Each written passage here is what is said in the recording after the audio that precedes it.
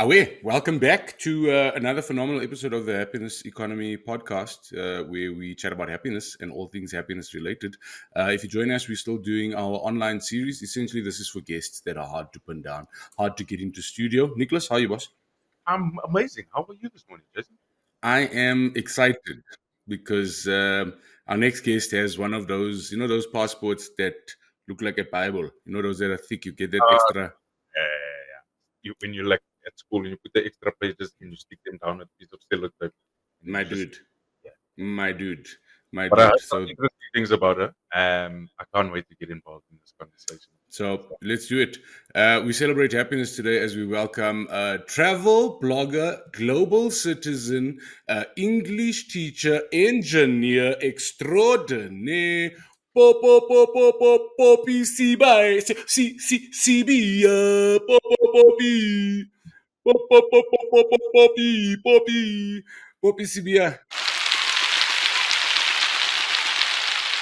Did my round of applause make better sound today?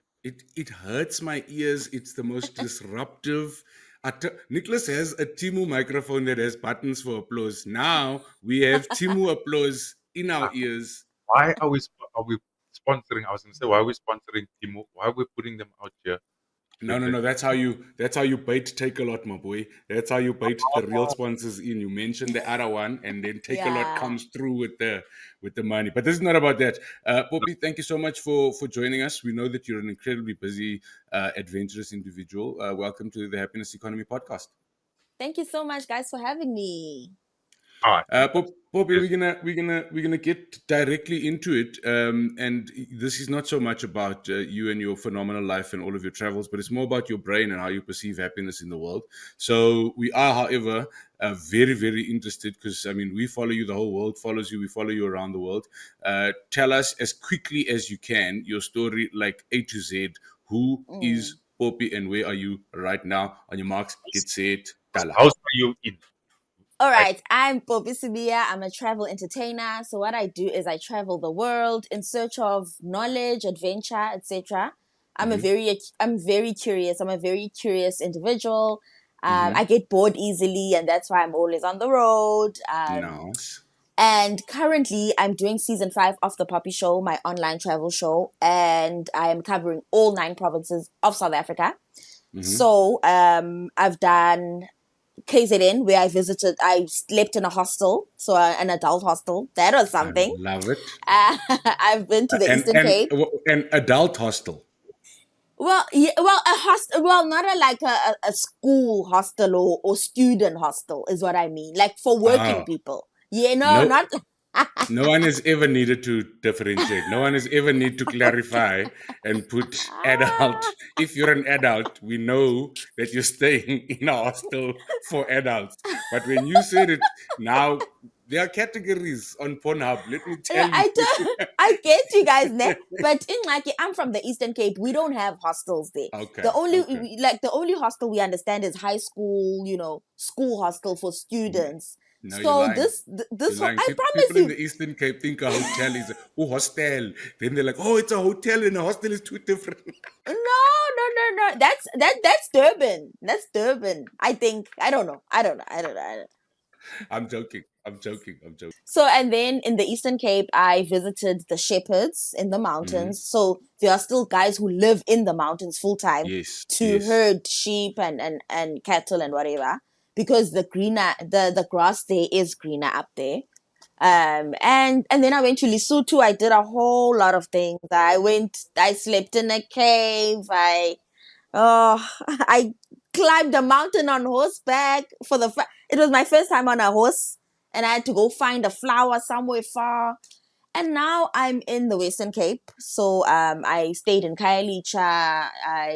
I worked on a wine farm, and next week I'm going to be visiting a colored community here in Cape Town, just to explore the colored people and to teach the world about the colored race of South Africa. I love that. I love that. You are an engineer, studied engineering, and then Yes, I did. So I studied industrial engineering. I worked as a business analyst for about 2 years in mm, corporate South Africa. And mm, then that was too difficult for me. Like the job was hectic. So I went and taught English in China, but then that now was too easy. It wasn't challenging enough. So I thought, okay, let me just travel the world and I'll make it work. And it has worked. I'm sorry. Can we just? So you started industrial engineering. You're like, this is too easy. Oh No, no, too too hard. difficult. I studied. How many years did you study for? It was 3 years. 3 years of study. At no point during those 3 years of study, you go, feels like it's going to be difficult. You were just like, I've got to get No, this I done. mean, the studies were super easy, but then the work, the actual workplace, I, yeah, I worked in a company where I was micromanaged. So I always felt like I didn't know what I was doing. I just had no confidence in myself and it was stressing me out. No, I like that. That's a clear articulation. The work was easy, but the job environment difficult. And that's like corporate. Yes. That's why we are here. This is our job right here. That's Exactly. why. Hmm. What was the turning point? When did you realize that you've got to make that? Because I assume that after studying for 3 years, getting your degree, the family, friends, everybody is so proud and excited of you, the engineer. Mm. And you're like, no, guys, not for me. I'm going to teach English. So I was lucky the company was going through a restructure. And then I had to reapply for my job. And I knew in my heart of hearts they were never going to take me because I'd shown so much incompetence already. I was like, okay, either I'm going to get fired or I'm going to resign with my dignity. So I jumped ship. I started applying for teaching jobs. I was like, guys, I'm out of here. I'm out. And then by the time it was time to like apply for our jobs, I'd already gotten the teaching job and I was out of there. Nice. Nice. Okay, so sometimes the universe will coordinate opportunities for your plans to come together and make Yes. it easy, make it make sense, but also most importantly, help you explain to your family why you're wasting all of that varsity fees, which is Exactly. really nice. Sometimes the universe will play you that part. So, Poppy, welcome to the podcast. What's important is what we do here is essentially Nicholas and I invite people who, based on what they show us on social media, etc., the little slither of your life we get to see, people that we deem to be happy, we invite you on and see if we can interrogate that happiness. It's all about exploring happiness as a concept, a feeling, a state of being, I think, very importantly. And from our perspective, if you've ever watched Upopi's, and I say Upopi because it's only once you got a passport that it changed to Poppy. I know very well in the Eastern Cape, No, Upopi. it's still Poppy. Literally, I still pronounce my name Popi Sibiya. Yeah. Yeah. So it's we've been on a journey, and I catch everybody up every episode. Our journey so far has basically said that from the time we started to now, happiness does not exist the way we thought it does. Happiness only exists in the moment, in the now. We do believe that you are in charge of your happiness, and we've got some pillars that we focus on, things that we keep close to us every single day that just help us make the decision to chase that happy in a very specific way on that day. We use gratitude, we use acceptance, we use perspective. So GAP is our little acronym, and if you're feeling low, you fill the gap by chasing gratitude, acceptance, and perspective, which we'll get through. So let's start with gratitude as we always do. You've had an adventure, but you've also had I think the joy of experiencing different cultures, which I really think helps open and change one's mindset. And that travel in itself is an education that just helps you mentally understand. And I think I've often traveled to spaces that have helped me find my gratitude. I always say to people, I love South Africa because I've been to other places. A lot of people love South Africa without Yes. context. I love this place. Believe it's the best country on earth because I've been to other places. Other places are nice for the first 7 days, and then it starts to tsaga. Yeah. You wanna, you know what I mean? There's Yes. something magical. So what does gratitude mean to you, just off the top of your head? Mm. Gratitude for me, oh man, I don't know. It's just about appreciating what you already have and really just focusing on that and actually using that energy to catapult yourself to the things that you want. So gratitude is like it's like a voodoo of sorts, like a magical, muti Because Mm-hmm. you can literally harness it, you can use it as a tool to get yourself to where you want to be, because it helps you to change the, I don't know the scientific words, but almost the chemical structure of your thoughts, like your energy field, your attraction field. Gratitude Yes. helps to change that, to attract more of what you want. So I'm a big believer in gratitude. Gratitude is like Corenza for your mood. Exactly. Is that that's always been part of you? And No, I used to be a big complainer. I remember my brother saying, "Oh, you actually complain quite a bit." I used to be super negative. And just an anxious person, always expecting the worst. And then it was actually my time in China that helped me to get into the whole gratitude space and take care of my spiritual health. So there, I did not speak Mandarin, so I was Mhm. always in the house. I didn't have friends, and that gave me an opportunity to actually stay in and read quite a few spiritual books, like The Alchemist, The Secret, all these books, and Mm, just sit mm, in, mm. marinate in those teachings, watch podcasts, listen in on this and that, and it really helped me as a person. And that's why I was able to actually be here today, like doing this work. It's because I spent about a year rebuilding my confidence in myself and in the universe, and just believing better things for my life. I find that fascinating. You went to a place that, in our minds, we imagine is very loud to find your peace and quiet. Like it's so crazy that you went to a busy place like China and it was there. Because I think a lot of people struggle with things like gratitude because they are during their lives the whole time, no time off, no time to rest, Yes. responsibilities, noise, relationships, work. There's just so many things happening. You went to a space where you were forced to kind of be in isolation, like you say, because it's culture and language barriers, etc. And in that, you start then kind of deep diving. Nicholas said a thing to me a few years ago. I'm not a reader. Nick never used to be a reader. And then Nick read a book, and then he read another book, and then he said to me one day at the car wash, he said, "Yo, brah, I just realized that unfortunately the answer to everything is in books." He's like, the answers are right there. We've got to explore those things. Yeah. Sitting by yourself sometimes doesn't bring you the answers. So you said it was quiet. You started Mhm. reading all of these books. It starts giving you perspective and context. Explain in your mind what it means to go, I used to be a complainer and now I'm not a complainer anymore. So I used to be a complainer in the sense that I used to have very negative thoughts about everything. So everything was always had the potential to go wrong. Mm, Nothing was mm, ever good enough. Everything was such an inconvenience. Why do I have to do this? I hate this. Blah blah mm, blah. mm, mm, mm. And now the way I look at life is, I mean, I still complain, We but all do.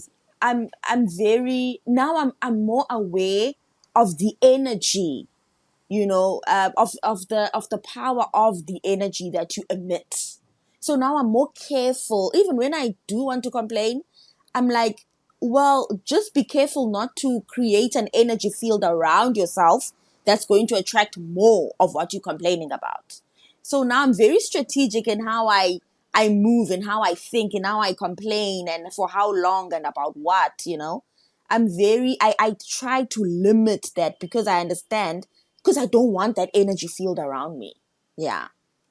but I think there's definitely something important around understanding that energy field, understanding that the, what you think is what you create in the world. Like Yes. constantly thinking negative thoughts and that the world is a terrible place. All you're going to see around you is the negative and the terrible. And having an understanding, because that's something that I've recently started working on as well for myself. It's just being aware of your thoughts. Because I think what happens a lot of the time is our thoughts just run and we don't take grab Yes. the reins. You just let the thoughts run, and all of a sudden you find yourself you've been sitting for 2 hours just marinating in this misery of whatever's going on in your life, and to keep Mm, yourself mm. that is so it takes so much effort. So I love the fact that you bring up the point of just being aware of the thoughts. I think for our viewers, it's important to understand that. got to be real.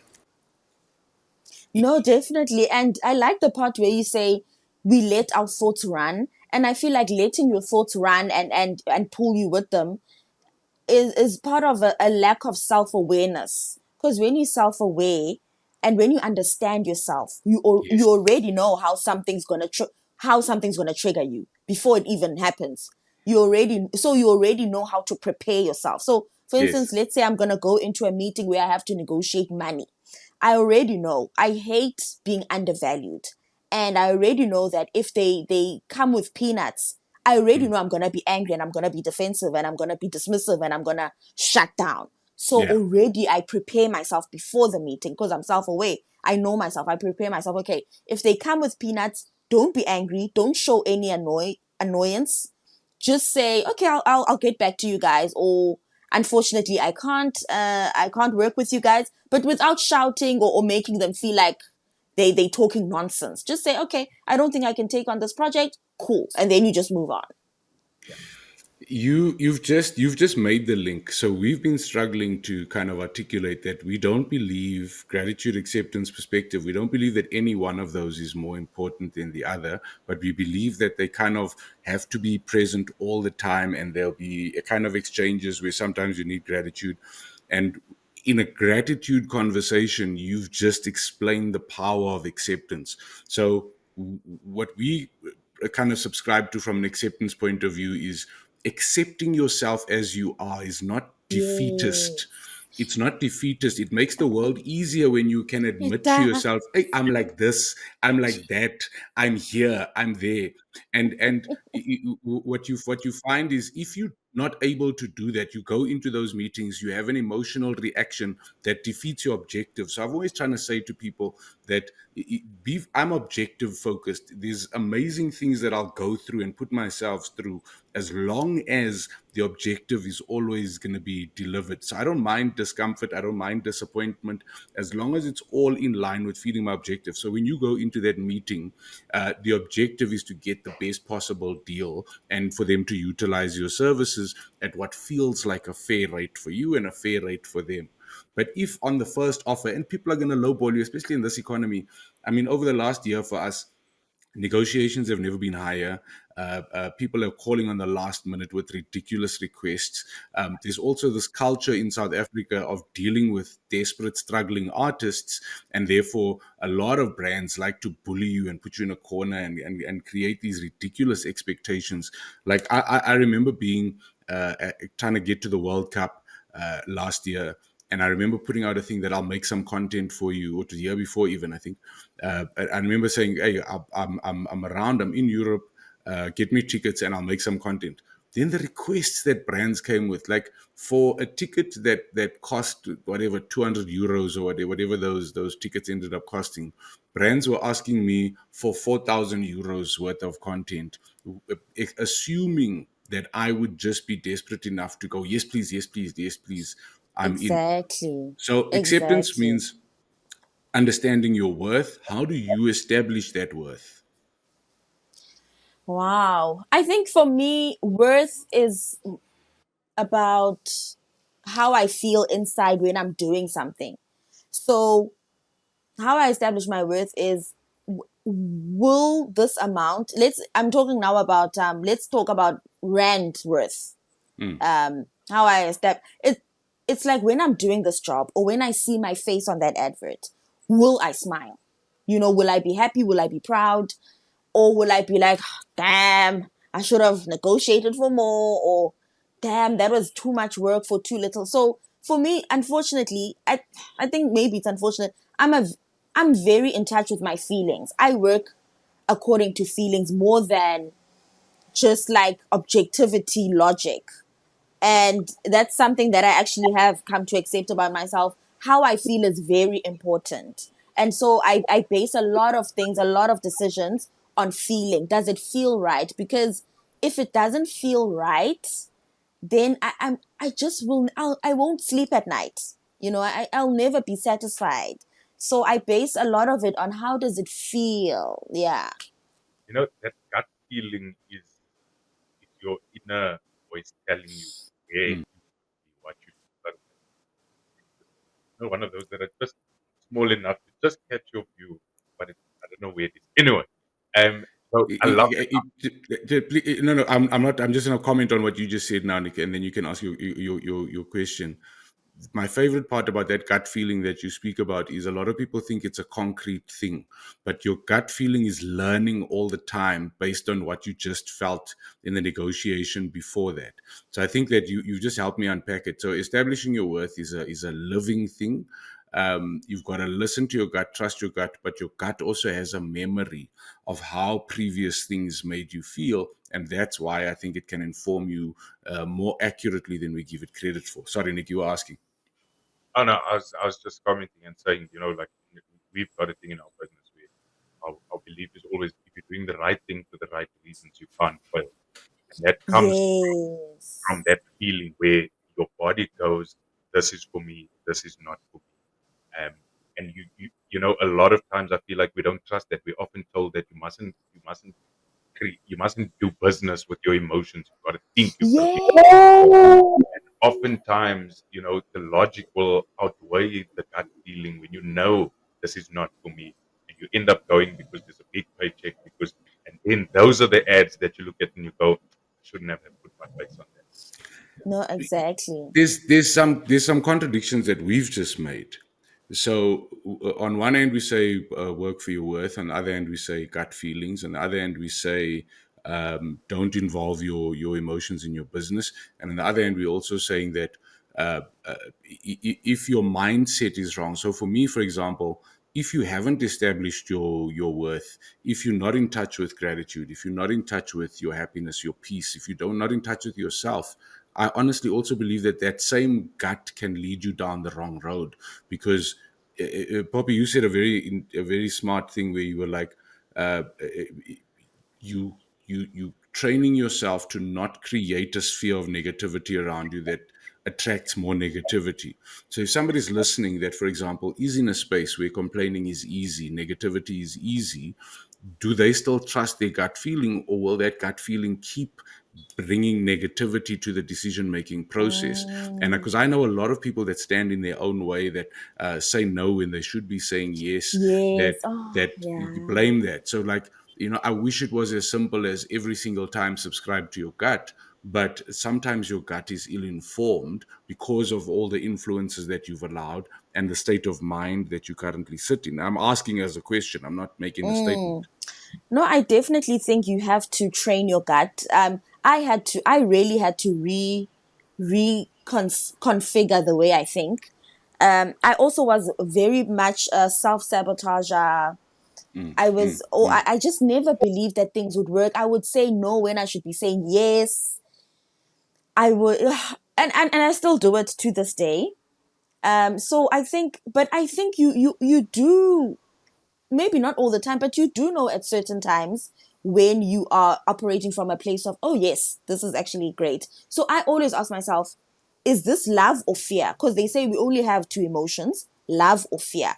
So when I'm not sure, when I have an inkling that my gut feeling is actually just me being afraid of something, or not trusting myself, I always ask, okay, am I saying yes out of love, or am I saying yes out of fear? And that usually then leads me down the right path. And just to go back to what Nick said, Nick, I actually don't produce good results when I'm not in a happy place. Like, that's why I insist on feeling good about a deal, a decision. Like, I really think about how it makes me feel, because if it doesn't feel good, the results won't even be good. The paycheck might be the best I've ever had, but the product, the output, it will be so bad, guys. I won't even have like fresh ideas. Not for you, your motivation to give it your best is not there.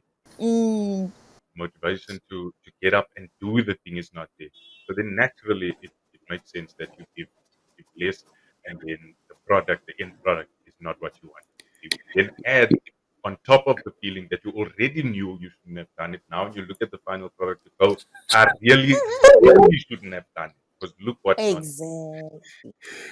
And I must be honest, as an artist, there is what I like to call the degradation clause, where if there is an opportunity that I'm not happy to execute, the money must be so impressive that at every time I feel sad, I just lay on that pillow of bucks. You know what I Yeah. mean? My debit orders must Yes, be it so has to safe. make And financial. I'm speaking out of the kitchen here because this is my truth. I will overprice it. I hardly ever say no as a straight no, but I will. My brain goes through a phase of, do I want to do this? If I want to do this, you're in good stead. But remember, I Yes. know my worth, so I'm also not doing Yes. this So thing for free. So there is that exactly. negotiation. But if I don't want to do this, I go, okay, how badly do I not want to do this? I first go, obviously, am I capable of delivering on the brief, for example? Am I capable of the execution? And then I go, in order, so if, for example, you're working with a brand that is in trouble in the media, that brand is going to damage your brand. So the degradation clause in my mind compensates for any damage or downfall that your Exactly. brand or the lack of my joy on this content is going to bring. And then if you can pay, and you'll be shocked at how many times somebody comes back. Like I'll never forget this one time. I get the Mm, offer, and let's just say the offer is 1 rand. Let's mm, make it 1,000 rand, so it sounds realistic. The thousand okay. rand. They go, we've got 1,000 rand. I go, I want 6,002 rand. Mm, My office firstly asks me, why 6,002? I said, no, the two mm. rand is just to confuse them, to think that I actually Yes. did maths. Like I actually have an Yeah, equation like you to have. work it out. Yeah, I actually have an equation. But then what was crazy was the brand comes back and goes, okay, sharp, 6,002 Oh, rand. Then you know how happy I am. I love this water that is giving me running stomach. I love it. exact. That happened to me recently. That Mm. I there was a project I Running didn't want to stomach. work on. Even No, Oh, like, which water no, no, a bad project. I was like, it's the brand is whack. I don't use the product. I will never use the ah, product. ah, ah, And ah. they wanted me to shoot a whole day's work in one. I mean, a week's 3 days worth of work or 6 days worth Mm. in a day. They didn't want to pay for accommodation, food, transport, nothing. I overpriced it way too much, and that's how then they left. They said, okay, we don't have it. Bye. I said, okay, cool. So that's one way of getting rid of things you don't want. Just overprice it. Never say no. Just overprice it, and then yeah. 100%. I'm maybe not never ever say no, but the overpricing It definitely it helps. does. And the only time I'll say absolutely no is if we conflicting with any of my kind of moral boundaries. Of You know what course. I mean? Then there's a Yes. different conversation to be had. Nick. I actually just want to find out. So when we go into your Instagram, it says Mm, currently hitchhiking through Africa. yes. So Yes. in my mind, I go, surely everybody in your life said, "Are you mad? How dare you?" Then the safety concerns, and then you're a woman, and then how? Mm. And you went against what everybody. Well, I assume that you went against what everybody was telling you, all the advice that you had. What is in you that told you could do that you didn't need the acceptance of anybody else? That you knew what you were getting yourself into, and you were going to do it.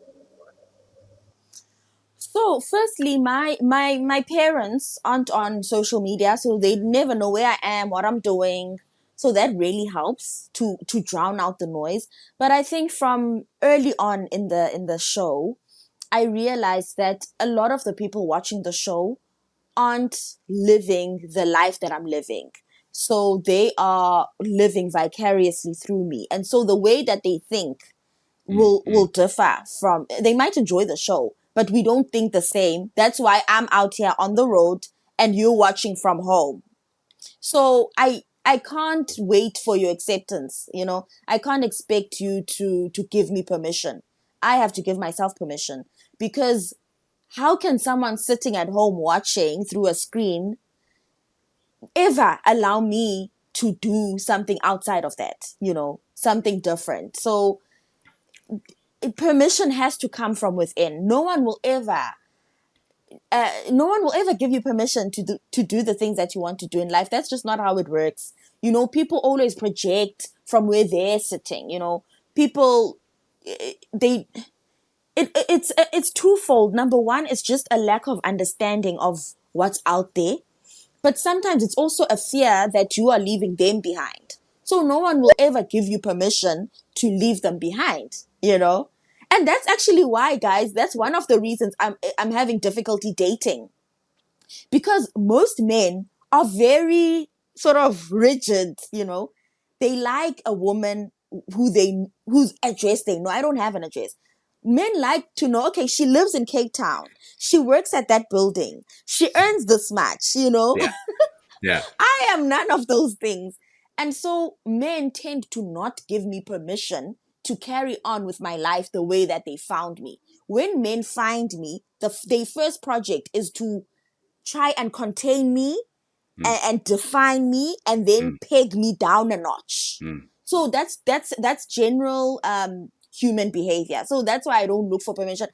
I will never get permission. No one will ever grant me permission. So I learned from early on to grant myself permission.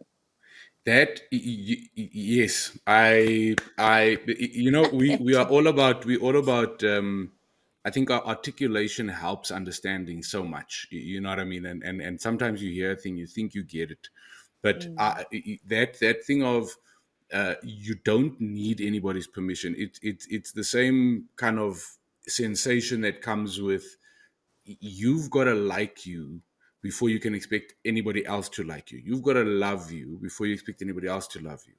Then you've got to know what you want before you start looking at A, what other people are doing, and B, what they want for you.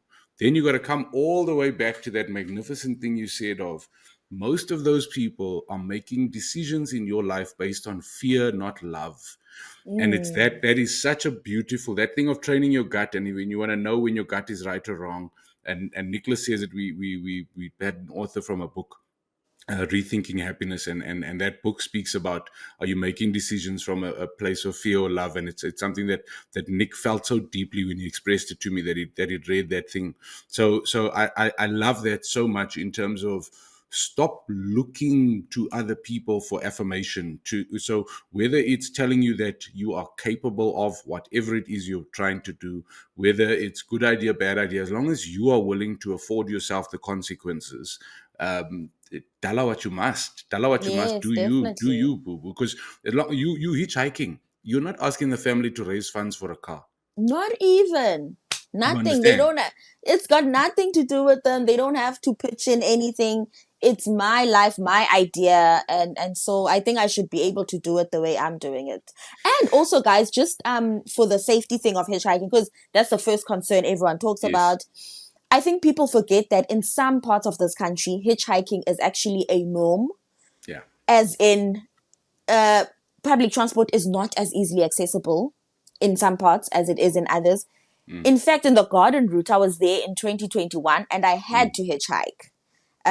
So I didn't have a car, still don't have a car. And taxis, I remember asking the locals. I was in Wilderness yeah. and I was trying to get, in fact, I started in Mossel Bay. I was trying to get from Mossel Bay to George. Yeah. Or no, actually, I think I was trying to get from Mossel Bay to Wilderness. And the guys in Mossel Bay were like, go stand there and hitchhike to George. You're not A gonna find a taxi. taxi rank here. Yeah. Go stand there. They showed me, go stand there. You're going to hitchhike from here, Mossel Bay, to George. That's where you'll find a taxi rank. And then from George, you'll take a taxi to Wilderness. But then there is no taxi rank in Wilderness. So when you are now moving from Wilderness to Sagefield, that was my next stop, I Yeah. had to hitchhike. And I asked around, guys, where are the taxis? They said there are no taxis. You have to hitchhike. The way those cars stopped so easily for me, it wasn't something out of the ordinary. It was so normal. They had a standard price for the hitchhiking. The guys were friendly. So I think that's another part of the country, or another side of life in this country, that I'm trying to show. That some of these things that we deem, dangerous and risky, that's other people's real lived experiences. That's the norm, the reality. I- Yeah. I love that. also got a comment that apparently if anybody brings up your safety and safety concerns, you block them. Is this part? Who told you? Who told you? Kate, who told you? People have been blocked before. People who have been blocked, they're like, what is Poppy doing now? I'm joking, but Now Are you you know why you were serious? blocked. If you're People who watching, now you know why you were blocked. Because you wait, like food. Nicholas, Why don't you worry about your own safety? Worry about Poppy's safety. Worry about yourself. I Worry about blocked people yourself. asking. why before you start No, judging. they're not. Now, man, Okay, make it tell me that okay, um, but okay, no. I have to bring it up just so that people know because I want them to go and follow you and just experience what you are doing. Yeah. Because it's so courageous. It's to not only do something, but just the making of your own decisions and taking control of your own life without any relying on anybody else. I absolutely love it, and I think that more people should aspire to have the kind of drive that you have, even though you don't. Thank you so much. And I always think, guys, if I wasn't doing these things, then we wouldn't have a show. Because everyone's so inspired by the show. You know, the show makes everyone's day. And I'm like, but then the comments are like, oh, stop what you're doing. It's too risky. I'm like, okay, then what are we going to watch? Like, what are we going to watch in the travel space? Tell me, you Those know? people who are making those comments have never left the dorpy that they live in. That's why 100%. they have no idea what it's like to live. And You have Exactly. magnificently brought us into the final stage of perspective. Mm. So we always say that you can choose the lens with which you look at the world, right? So I once heard a very famous person, and just because this is a weird statement, I'm not going to mention their name, but I once heard a very famous person going, and they said parents that stress about their kids being kidnapped are ridiculous. And I said, how can you say that? Parents are parents. They love their kids. You see it in the news. And then he said, yeah, but if you look at the numbers, well, 1 in a million children in South Africa get kidnapped. Then they said, why don't you just focus on being glad that you're the 999,000 instead of waiting every single day, inhibiting your child from doing so many things when the odds, if you're honest with yourself, of it being your child are incredibly low. And I was like, I appreciate that perspective, but I also understand that a lot of parents, for example, have to lead with fear. There's that protective nature that comes about. So with the hitchhiking thing, I think it's very, very similar. I can almost guarantee you that almost none of the people that have questioned your safety have had an incident. Mm. They've heard about somebody having an incident, and that informs their fear. And if they did, people do have incidents. I'm not trying to say incidents don't happen. I'm just trying to speak to mindset. So let's talk about perspective and the way you just spoke to now, the fact that you can choose to see this as a high risk, or you can choose to go, no, I'm not an idiot. I'm not hitchhiking where I haven't at least asked. I'm first trying to Exactly. find a taxi rank. If there isn't available, I'm asking the community what we do as a community here, and I'm Exactly. subscribing to the community norms. The communities in South Africa are so beautiful. If you were going to put yourself in danger, a man or a woman would say to you, please do not hitchhike. That road is very dangerous. You know what I mean? So I find our sense of community in South Africa is really beautiful. And 99% of people will go out of their way to protect you, specifically Mm. if you're not from their local community. If you come with love, you're gonna receive love. What is perspective done for you? And has there been a time where you've been conscious that you've had to change those lenses out? Mm. So, firstly, I just want to say, I think most people aren't thinking of kidnapping others. Like Hmm. in any room I'm in, none of us have the time, the resources. We don't know how we'd even go Not about it, you planning a know. So kidnapping. it's really as people aren't as clued up on crime as we think they are. Most people don't have guns. Most people don't know how to shoot a gun, where to find one. So we're not as dangerous as we think we are, honestly. These things do happen, of course, but we're not, like, no one's guys, we're tired, everyone's working. I am exhausted now. To kidnap a child now, I want to sleep, I want peace. So you're right when you say it's not as common as we make it out to be. Number two, no, if you ask, okay, so do you know anyone personally who went through such, it's always no, but a friend of a friend of a friend. You're like, it's never quite home. Mm. And then again, meaning, is it really that much of a concern? Again, I also don't want to minimize people's lived No, those experiences. those that have been Yes. through it, those that have been through it, what a devastating, Mm, devastating thing. yes. But what I find is even those that have been through it, a lot of those people will encourage you to not live in fear, to not move in fear, Yes. but to rather just, as I always tell people, don't be scared, but also don't be dumb. It's so simple. Yes. Just, you know what I mean? Don't be dumb. Don't, because you Going need back to because the one thing don't be about South dumb. Africa, we may not all be thinking about crime, but if you are dumb, Crime will And find I mean, I also, as you said, I do what the locals are doing. So I ask around, what's the best way? How are you guys going about it? And last year, was it last year? I think, yeah, it was last year. I was in the DRC, and the only way to go was to take the boat overnight, a fishing boat overnight. Water was coming into the boat, but that's what was being done. You know, there was no airport where I was. The ship was running late, and so a little boat came, and we all hopped into the boat. And I did what was being done. So I never. People think I just go around looking for trouble. I'm never looking for trouble, guys, ever. It finds me because it's right there, and I I kind of have to participate. I love to participate. But I'm never. People think, oh, she goes looking. No, I never look. you know but also, I also just want to celebrate those communities, and yeah, just celebrate their lives as they are. So that's one thing about me. I like to document what is happening and not what I wish could be happening. So if this is the current state of the DRC, this is what I'm going to show you. I'm not trying to bring down the DRC. I'm actually trying to get us to accept that the even the truth. lives that are not shiny are still worth being seen and documented. One of the questions that I wanted to ask you, and we got carried away. So before we run out of time, um, you've experienced many different cultures, and as we spoke about in the beginning, it's so nice to travel because that's the gift. What's the happiest place you've been to?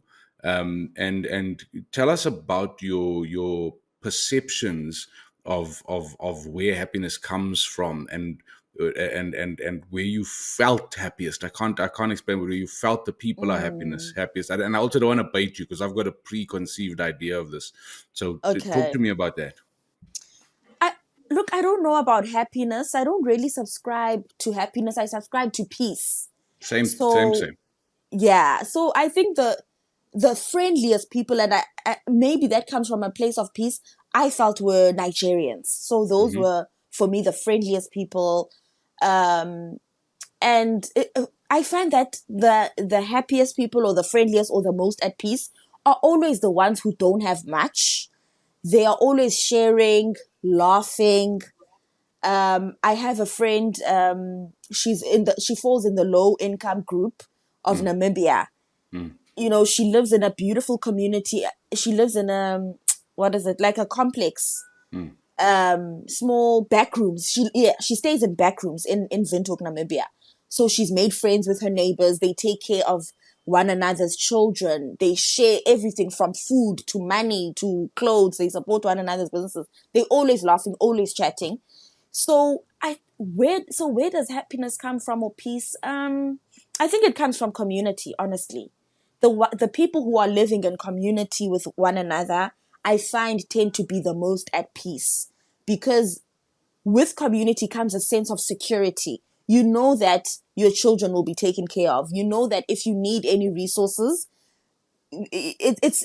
community tends to be a sharing space. So it's not competitive. It's not, people aren't hoarding things and keeping them to themselves. So I think wherever there's community, I've seen the most happiness. I love, I love that because Yeah, it makes perfect sense.